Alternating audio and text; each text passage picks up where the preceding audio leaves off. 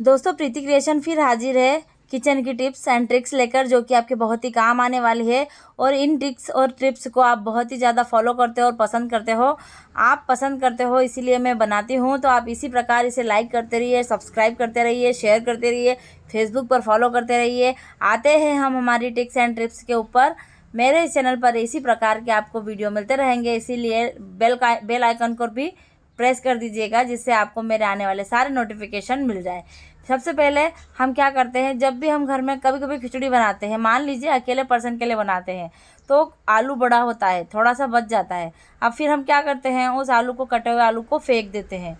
या तो आप उसे डबल यूज़ करना चाहते हैं तो फॉइल पेपर से रेप करके फ्रिज में रख दे, सेकेंड डे आप उसे यूज़ कर सकते हैं। अगर आप उसे सेकेंड डे यूज़ नहीं कर सकते तो मैं जैसे पेड़ पर आपको यूज़ करके बता रही हूँ, क्योंकि मैं एक हाथ से शूट कर रही हूँ। मेरे साथ सबसे बड़ी प्रॉब्लम यही है कि शूट करने में मुझे प्रॉब्लम होती है। ट्राइपॉड कहीं कहीं काम करता है, कहीं कहीं नहीं करता है।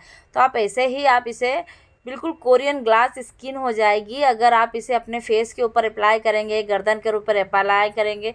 जिससे क्या होगा, आपके सारी डेड सेल्स रिमूव हो जाएगी, डेड स्किन रिमूव हो जाएगी, और आपके जो हाथ, पैर, गर्दन, गला चमकने लगेगा। तो आपको ये टिप्स कैसी लगी कमेंट बॉक्स में ज़रूर बताइएगा। आते हैं अब हमारी तीसरी टिप्स के ऊपर। दोस्तों अक्सर हमारे घर में ऐसे लकड़ी के बर्तन रहते हैं, हम इन्हें जब भी मांजते हैं, मांजने के बाद इनमें पानी लग जाता है, और फिर हम इन्हें बिना सुखाए धूप में ऐसे ही इन्हें हम रख देते हैं, क्योंकि हमें जल्दी काफ़ी होती है। तो हमने बर्तन मांजे, धोए, फिर रख दिए। तो आपको क्या करना है, जब पानी लगता है तो पानी लगने से ये बर्तन फूल जाता है, और फूलने से ये जो लकड़ी की चम्मच होती है ये टूट जाती है, चाहे लकड़ी का कोई भी चम्मच हो। तो आप इसे गैस पर सेक ले। इसे गैस पर सेकने के दो फ़ायदे हैं, इसमें नमी भी नहीं रहेगी, ये टूटेगा भी नहीं, और बहुत लॉन्ग टाइम चलेगा। क्योंकि आजकल हम जो भी चीज़ें बुलाते हैं, सारी ऑनलाइन चीज़ें बुलाते हैं, तो इतनी मजबूत नहीं आती।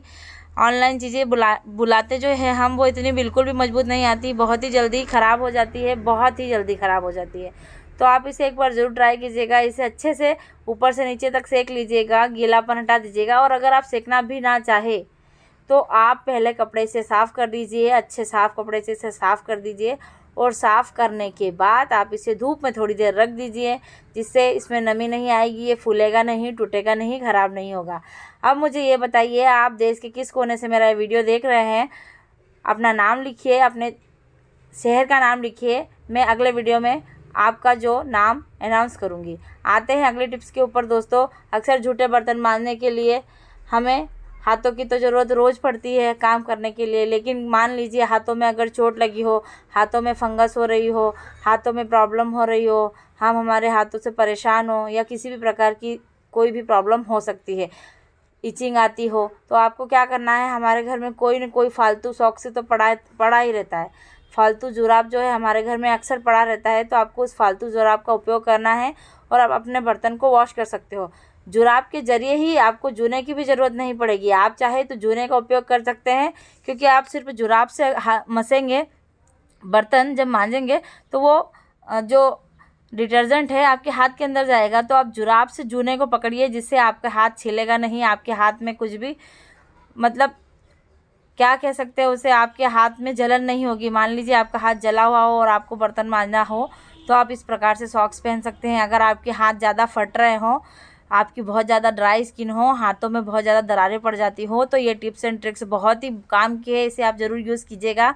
आते हैं हम हमारी अगली टिप्स के ऊपर। दोस्तों अक्सर हर घर में एक चीज़ तो कॉमन होती ही है, किसी के भी घर में ऐसा हो ही नहीं सकता कि कॉटन नहीं होता हो। कॉटन को हम कहीं भी रख देते हैं, किसी भी थैली में रख देते हैं, फिर वो क्या होता है ना, देखिए इस प्रकार से गंदा हो जाता है, जैसा मैं बता रही हूँ ना, बिल्कुल इसी प्रकार से ये गंदा हो जाता है। और फिर हमें अक्सर क्या होता है, जितना कॉटन चाहिए उतना नहीं निकलता, या तो ज़्यादा निकल जाता है। और मुझे कॉटन की सबसे ज़्यादा ज़रूरत पड़ती है, क्योंकि मैं सैलून चलाती हूँ, तो मुझे सैलून में कॉटन की ज़रूरत पड़ती है। तो मैं अब आपको एक टिप्स बताती हूँ। हमारे घर में चाहे बच्चों की दवाई हो या बड़ों की दवाई हो, इस प्रकार से बॉक्स आते हैं। दवाई के बॉक्स ना सही, किसी और चीज़ के इस प्रकार के बॉक्स आते ही है।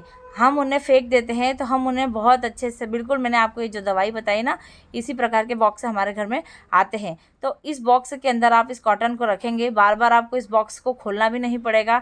ये टिप्स को भी आप देखिएगा, ये टिप्स मुझे बहुत यूज़फुल लगी क्योंकि मैं पार्लर में दिन भर काम करती हूँ, मुझे कॉटन का बहुत ज़्यादा काम पड़ता है। और फिर क्या होता है, पूरे कॉटन को हाथ लग जाते हैं, गंदे हाथ अगर फेशियल वगैरह कर रहे हो तो। देखिए मैंने इस बॉक्स में एक तरफ इतना सा होल किया है कि जितना मुझे कॉटन चाहिए मैं उतना खींच लूँ और मेरा काम हो जाए। तो ये टिप्स बहुत ही काम की है, आप भी ट्राई कीजिएगा। ऐसा ज़रूरी नहीं है कि इसे सैलून में ही यूज़ करते हैं, मेरे पास तो ये 2 चीज़ों में उपयोग होती है। मैं इंसुलिन डिपेंडेंट डायबिटीज़ पेशेंट हूँ, तो मुझे कॉटन की डेली ज़रूरत पड़ती है और मेरे पार्लर में भी मुझे ज़रूरत पड़ती है। दोस्तों अक्सर क्या होता है, अगले टिप्स के ऊपर बात करते हैं। जब भी हम रोटी बनाते हैं तो पलथन हम बार बार रोटी उठाते हैं और थाली के अंदर से पलथन हम लेते हैं, उससे क्या होता है, हमारे किचन का आसपास का एरिया जो होता है ना, काफ़ी सारा देखो कितना ज़्यादा, बहुत ज़्यादा गंदा हो जाता है और गंदगी इतनी फैल जाती है, सफाई बिल्कुल नहीं रहती। आपको क्या करना है, एक पाउडर का डब्बा लेना है जो खाली हो जाए। खाली होने के बाद उसमें आप आटे को डाल दीजिए। आटे को डालने के बाद जब भी आप रोटी बनाएं तो इस प्रकार से आप पलथन डालें, छन कर डालें उस आटे को, तो आटा वेस्ट भी नहीं होगा, आपका काम भी हो जाएगा। आपको ये टिप्स कैसी लगी मुझे ज़रूर बताइएगा। आते हैं हमारी अगली टिप्स के ऊपर।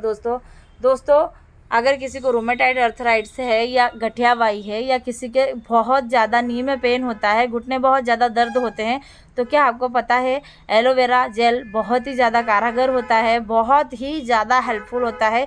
ये आपको इंस्टेंट रिज़ल्ट देता है। क्योंकि मुझे डायबिटीज़ होने को 20 ईयर्स कंप्लीट हो गए हैं। मैं 10 साल की उम्र से मुझे डायबिटीज़ हो गई थी और 10 साल की उम्र से मैं दिन में 4 बार इंसुलिन लगाती आ रही हूँ। तो अब मुझे डायबिटीज़ की जो साइड इफ़ेक्ट है मेरी बॉडी में इतने ज़्यादा नज़र आते हैं, हाथ पैरों की नसें ख़राब हो रही हैं, आर्थराइट्स की प्रॉब्लम ठंड में देखने को मिलती है और मेरे घुटनों में बहुत ज़्यादा दर्द होता है, मैं ज़्यादा चल भी नहीं पाती। तो आपको एलोवेरा जेल लेना है। अगर आपको भी घुटनों में दर्द है, इस प्रकार से आपको मालिश कर लेनी है, अच्छे से आप मालिश कर लीजिए। आप देखेंगे आपको 2 से 3 मिनट में ही बहुत हद तक 80 से 90% रिलीफ मिल जाएगा। दोस्तों मेरे इस चैनल पर इसी प्रकार के वीडियो आते रहते हैं। आपको कैसे लगते हैं, लाइक कीजिएगा, सब्सक्राइब कीजिएगा, शेयर कीजिएगा, बगल में बेल आइकन पर प्रेस कीजिएगा। वीडियो देखने के लिए धन्यवाद। Thanks for watching friends. मिलते हैं नेक्स्ट वीडियो में।